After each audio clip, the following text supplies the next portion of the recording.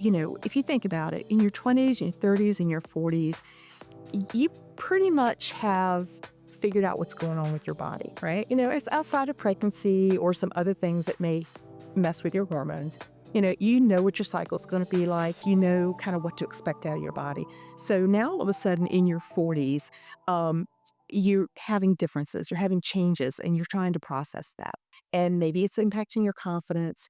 Maybe it's the first sign of aging. And again, we have a big societal preference and bent towards staying young. Right. So there's a stigma that this naturally occurring aging process is something to be avoided. And I think part of that is, in general, our culture is afraid of being fragile. They're afraid of losing their independence. They're afraid of all the things that aging can do to them. Right. And we as a society don't always embrace getting older.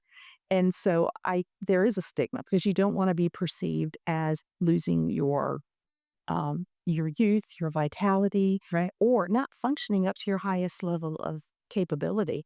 If you've worked on your career, the last thing you want is for somebody to think that you're emotionally unstable or that they can't rely on you or that you're not going to be the same partner that you've always been at work.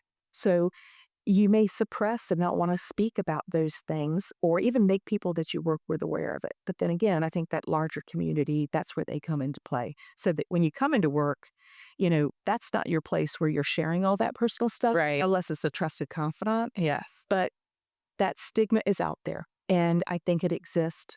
And it's really important for women like myself who have been there and done that to talk about the fact that it is something that you can survive and thrive in.